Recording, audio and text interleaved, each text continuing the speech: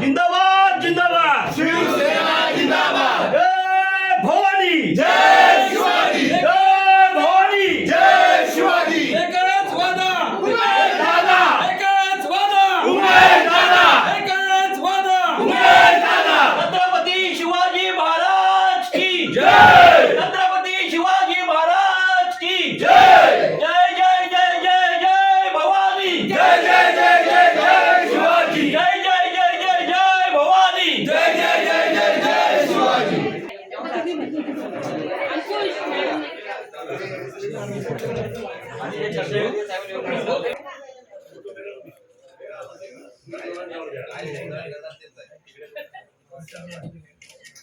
नाही नाही, नंतर आपण त्याचं व्यवस्थित निवेदन देताना काढू ना.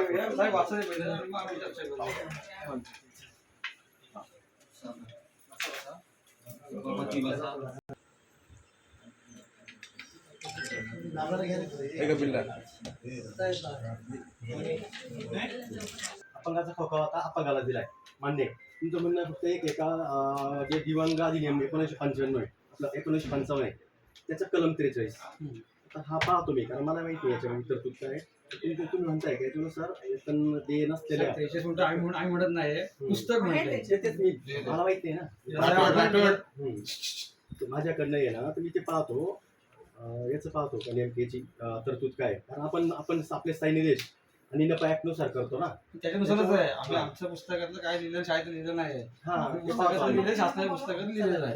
ते असेल ना. आणि जरी हे झालं असेल, असं असेल ना, तर आता त्यावेळेस प्रशासक होते, बरोबर आहे. प्रशासकाला सगळे बॉडी अधिकार आहे, प्रशासकाने ठराव केलाय, बरोबर आहे. आता आपल्याला जरी बदलायचं तरी आपल्याला पण ठराव करावा लागणार आहे. तो भाग वेगळा, बदलाचा भाग वेगळा होते. पण जे आम्ही त्याच्यामध्ये नोंद केलेली आहे 1995 त्यांच्या अनुसार ते कलम 100% बरोबर असणार ना. की आम्ही तयार केलेलं नाही किंवा आमच्या शिवसेनेने तयार केलेलं नाही, आम्ही तयार केलेलं प्रशासनाने नाही. प्रशासनाने तयार केलेल्या पुस्तकाच्या आधारे आम्ही लिहिलेलं आहे. आणि एवढं आलेलं आहोत याचा अर्थ ते शेडगे साहेब इथं गायब का झाले पहिला गायब व्हायचा प्रश्न नाही त्याचा. ऍक्च्युली काय झालं, अध्यक्ष आपण संपले होतो, आपण पण आपल्या समोर अध्यक्ष चर्चा झाली. मी तर त्यांना ते सांगितलं होतं का प्रशासकाच ठराव आहे. ठीक आहे, ठराव आहे ना, तुम्ही ठराव घ्या, बदला ना, काय बदलायचं ते तुम्ही ठराव घ्या. त्याच्याप्रमाणे जो तो ठराव योग्य असेल तर प्रशासन कारवाई करील, अयोग्य असेल ती शाटखाली पाठवी. आमची स्पष्ट भूमिका दिली होती. त्याने ठराव न घेता या सगळ्या गोष्टी कशा काही काय ठराव झाला, प्रशासकीय ठराव झालेला आहे, प्रशासकीय ठराव झाला आहे. त्याच्याकडून पैसे पण भरून घेतले ना. त्यांचा खोका कोणी चालवत नव्हतं. त्यांनी समंजसपणे त्यांचे सावंतांची कॉन्टॅक्ट केला आणि सावंतांनी ती थकबाकी भरायच्या अटीवर, आणि त्याच्यावर तो ठराव झालेला आहे. ह्या विषयावरती आपण सर्व सभापती, इथे सगळे नगरसेवक, सगळे पदाधिकारी, शिवसेने सगळे आम्ही इथे पदाधिकारी कार्यकर्ते आलोय. आम्ही पहिले 4-5 मुद्दे तुमच्याजवळ मी ठेवतोय. पहिला मुद्दा, जे आमचे नगराध्यक्ष साहेब आहेत हे जनतेतून निवडून आलेले आहेत. त्यांच्याकडे 100% लोक, नगरसेवकाकडे सभापतीकडे 100% लोक कामं घेऊन येतात. बरोबर, लक्षात घ्या. कामं घेऊन आल्यावरती नगराध्यक्षांना अधिकार आहे की तिथल्या प्रत्येक अधिकाऱ्याला बोलवायचं, काय हे आहे ती सुरुवात त्यांनी करावी लागते. बरोबर आहे. आज त्या केबिन मध्ये नगराध्यक्ष साहेब स्वतः होते, तुमचे प्रशासकीय अधिकारी 3 जण होते, आणि सन्माननीय उपनगराध्यक्ष मॅडम, सन्माननीय सभापती मॅडम, ऐका सर मी बोलतो नंतर तुम्ही बोला, सन्माननीय नगरसेवक होते. मला एक सांगा साहेब, की ही जी व्यक्ती आहे कर विभाग, हे जे प्रशासकाच्या कारकिर्दीमध्ये अनेक म्हणजे तुम्हाला मीच ते जिवंत उदाहरण आहे साहेब. हा माणूस म्हणजे अधिकारी, हा मुगरुमी अधिकारी आहे. ह्याचे एकच फक्त वाक्य होतं की माझी सैनिक आहे, आम्ही सैनिकांचा आदर करतो, आज देश सेवा करतायत, आमचा त्याला खरोखर आदर आहे त्यांचा. पण हा सैनिकांच्या नावाने प्रत्येक कर्मचारी मनमानी चालू होती. एक माहितीचा अधिकार त्याच्या विभागात आसिफ मुकादम म्हणून एका नागरिकाने टाकला, ऐकलं का? त्यावेळी त्याला पण त्यांनी उर्वाच्या भाते या माजी सैनिकाची धमकी देऊन जीवे मारण्याची धमकी दिली. म्हणून साहेब तो पोलीस स्टेशनला गेला, आणि ह्या अधिकाऱ्याने, हा कर विभागात जो अधिकारी आहे ना, त्यांनी काय सांगितलं की तिथे लेखी लिहून दिले साहेब की मी ह्या पुढे असं गैरवर्तन करणार नाही. माहिती त्याकडे काय पुरावा आहे? आज तुमच्या 4 भिंतीकडे सगळं चालवताना पहिला त्यांचा बॉस कोण? मुख्याधिकारी ना. मग त्यांनी मुख्याधिकारी विचार नको होतं? तुम्ही डायरेक्ट म्हणजे स्वतःच्या बदलीसाठी, स्वतःच्या क्षणसाठी, स्वतःला प्रसिद्धी मिळण्यासाठी डायरेक्ट तुम्ही कुठच्याही प्रकारची मुख्याधिकारी किंवा कुठच्याही प्रकारची प्रशासनाला कल्पना देता तुम्ही डायरेक्ट मीडिया समोर जाताय. हे कितपत योग्य आहे सांगा मला, सांगा एक मिनिट, हे कितपत योग्य आहे मला सांगा. त्यानंतर समजा ते प्लेसमध्ये गेले, त्या कमिटीकडे, तुमच्या संघटनेकडे गेले, त्याच्यावर तुमच्याशी काही कॉन्टॅक्ट केला होता का? काय झालं, नाही 2 मिनिटं सांगतो तुम्हाला. बघा, तुम्ही ह्या चुकून नगर परिषदेत ते मेना, बरोबर आहे, तुमच्या अंडर ते आहेत, समजा जर तुमच्या कर्मचाऱ्याच्या याच्यावर जर असा विषय झाला असेल तर पहिलं जायचं कोणाला पाहिजे तुमच्याकडे बॉस तुम्ही आले होते का? माझा एक सोपा साधा विषय आहे हे बघा. हे प्रशासकीय अधिकारी आहेत, आपलं मुख्य अधिकारी आहेत, ठीक आहे. आज चिपळूण नगरपालिकेमध्ये जनतेचा निवडून आलेला नगराध्यक्ष बरोबर आहे, आहे. ठीक आहे. त्याला एवढ्या 1,00,000 लोकांनी मतदान केले नाही, ठीक आहे. म्हणजे ही चिपळूणची इज्जत आहे. बरोबर. हा जो अध्यक्ष बसला ही चिपळूणची आपली इज्जत आहे. 100%. जर आपल्या चिपळूणची इज्जत तुमच्याशी चर्चा न करता एखादा माणूस अख्ख्या महाराष्ट्रात बरोबर जर जातो. त्याचे दिंडवडे काढत असतील तर ही अख्ख्या आमच्या चिपळूणची इज्जत ही नगराध्यक्षाची इज्जत नाही. अख्ख्या चिपळूणची इज्जत गेली. चांगलं काय आम्हाला हे असं? एकेकान बोला आपली चिपळूण संघटना आहे का? आपली संघटना संघटनेचं पण कारण नाही. त्यांना दिलेलं नाही संघटनेला. नाही, ऐका ना. माझं म्हणणं आहे, तो काम करतो म्हटल्यावरती त्याचं कर्तव्य आहे की इथल्या संघटनेच्या कानावरती विषय काढलं, इथल्या कुठल्याही संघटनेच्या कार्यकर्त्यावर तुमच्या कर्मचाऱ्याच्या कानावरती विषय न घालता त्याने परस्पर नोंद केलेली आहे. एक दुसरा मुद्दा, चिपळूण नगरपालिकेच्या इतिहासामध्ये आम्हाला जे कळतंय, आम्हाला माहिती आहे, चिपळूण नगरपालिकेच्या आतापर्यंतच्या काळामध्ये इतिहासामध्ये कुठल्याही अधिकाऱ्याने कुठल्या कर्मचाऱ्याने अध्यक्षावरती असं बोट दाखव ना सर. मी पाहिजे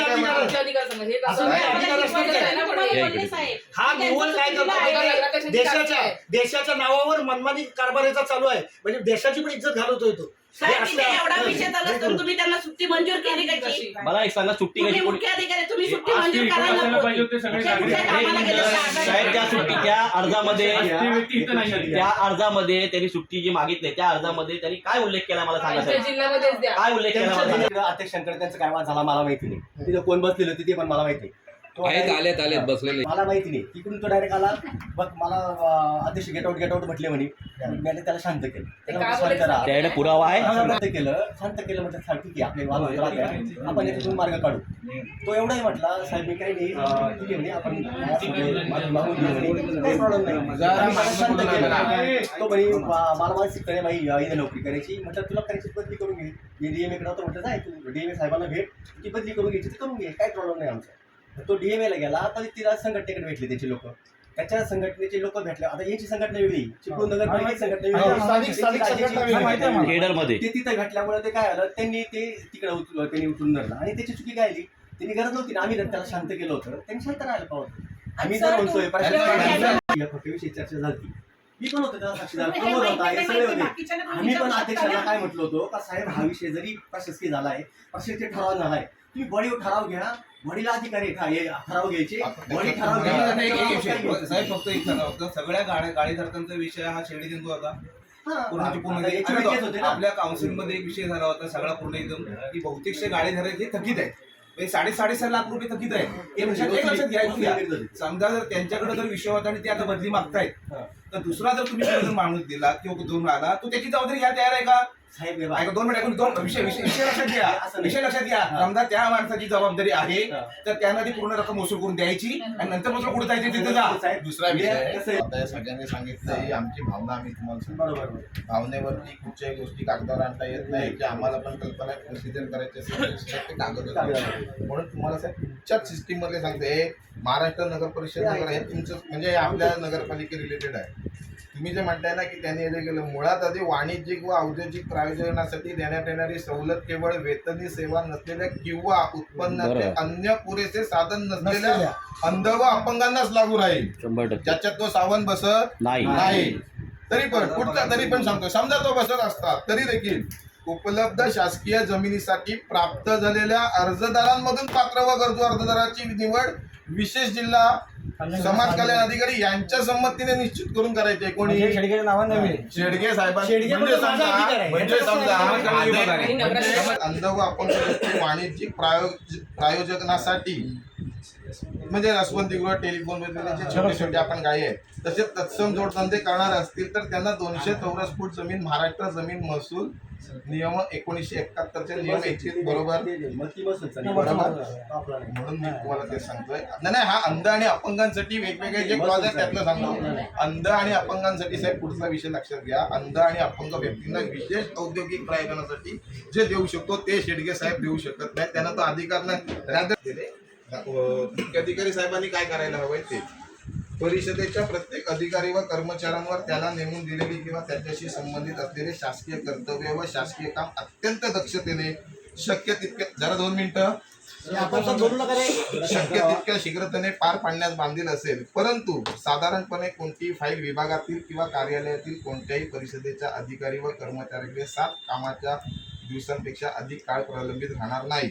परंतु आणखी असे की तात्काळ आणि तातडीच्या स्वरूपाची फाईल व त्या प्रकरणाच्या निकडीनुसार शक्य तितक्या शीघ्रतेने आणि प्राधान्याने तात्काळ फाईल शक्यतो एका दिवसात अथवा दुसऱ्या दिवशी सकाळी आणि तातडीची स्वरूपाची फाईल शक्यतो 4 दिवसात निकालात काढण्यात येईल.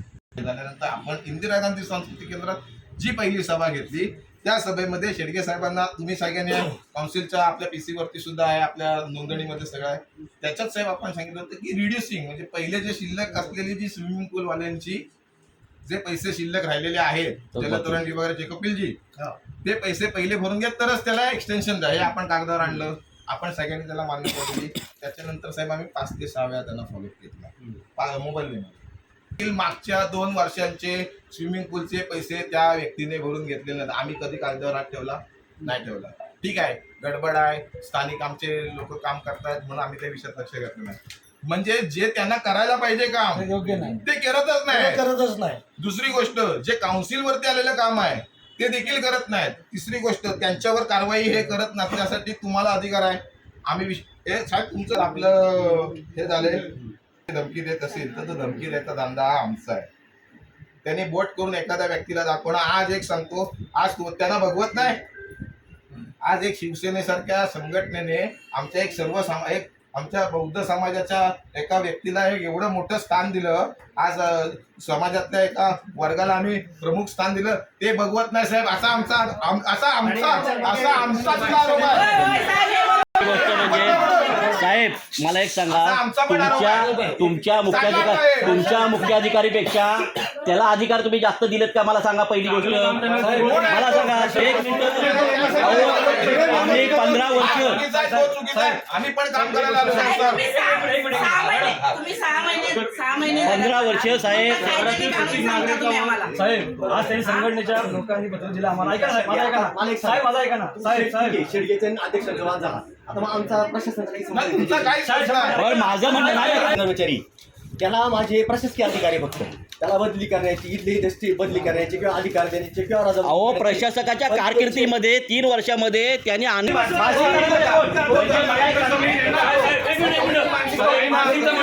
कुठच्याही प्रकारचं इथे पत्रव्यवहार न करता त्यांनी इथल्या राज्यातल्या कुठच्या इथल्या चिपळूण रत्नागिरी जिल्ह्यातल्या एकाही त्यांनी केडरच्या ऑफिसरला त्यांनी कळवलं नाही. डायरेक्ट त्यांनी राज्याला त्यांनी ते कळवलंय. तिसरी गोष्ट म्हणजे तुम्ही त्याच्यावर कारवाई करणार की नाही. आणि तिसरी गोष्ट म्हणजे त्यांनी जे आमच्या नगराध्यक्षावरती आरोप केले धमकीचे त्यांनी पुराव्यासकट त्यांनी जाहीर करावं हा आमचा मुद्दा आहे. आणि पुरावा सिद्ध नाही केला तर त्यांनी चिपळूणच्या जनतेची सगळी भर चौकामध्ये माफी मागावी हे आमची मागणी आहे. हे तुम्ही करणार का साहेब? तुम्ही पहिले याच्या कारवाई करा. चिपळूण नगरपालिका बदनामी करण्याचं काम हे शेडगे साहेबांनी 100% आणि ह्याला तोडून मारा माझी मागणी आहे. आणि ह्याला मी जबाबदारी सांगतोय साहेब मुख्याधिकारी साहेब पण खतपाणी घालता येतच. तुम्ही मला 100% मला एक सांगा, तुम्ही एक रजा देताना कुठची त्यांनी काय केलंय मला सांगा. कुठचं काय केलं? रजा कशासाठी मागितली त्यांनी? दुसरी गोष्ट कशासाठी मागितली त्यांनी रजा? नगराध्यक्षांवर अधिकारी बॉडी पुढे ठेवा. मी प्रत्येक वेळेस सांगतो ना, तुमचा जर तो त्यावेळेसचा ठराव चुकलेला आहे एक तर कोणी 300 खाली जायला पाहतं, कोणी गेलं नाही त्यावेळेस. बरं आता ठीक आहे, आता जो विषय मी अध्यक्षाला पण नाही, हा बॉडीवर ठेवा. बॉडी निर्णय घेऊ द्या ना. बॉडीला अधिकारी बॉडी निर्णय घेईल. सगळ्यांना सांगतो लेखी आहे ते. मिलिटरी मधून आलो आहे. अपिलात आदेश झाला असला तरी मी तुम्हाला कोणतीही माहिती देणार नाही. तुम्ही किती अर्ज किंवा तक्रारी करा, मला माहिती आहे तुम्हाला कुठे आणि कसे अडकवायचे, कुठे अडकवायचे ते पण मला माहिती आहे. तुम्हाला काय करायचे ते करा. तुमचा कसा काटा काढतो ते बघा. अशा स्वरूपाची गर्भित धमकी दिली. दुसरी गोष्ट अपिले अधिकाऱ्यांकडे नाही तर कोणाकडे जा. मी कोणाला घाबरत नाही. नगर परिषदेच्या कारभारावर लक्ष ठेवणे हे त्यांचे वैधानिक कर्तव्य असताना त्यांच्यावर कथित खोटे व दिशाभूल करणारे आरोप करण्यात आल्याची बाब समोर आली आहे.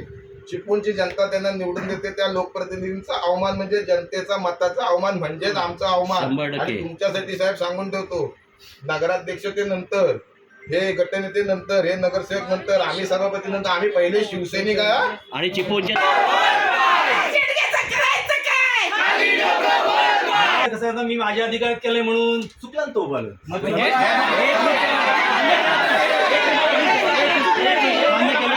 माझं काय म्हणणं आहे एक मिनिट हा ठराव एक मिनिट साहेब एक मिनिट थांब जरा हा ठराव हो साहेब एक मिनिट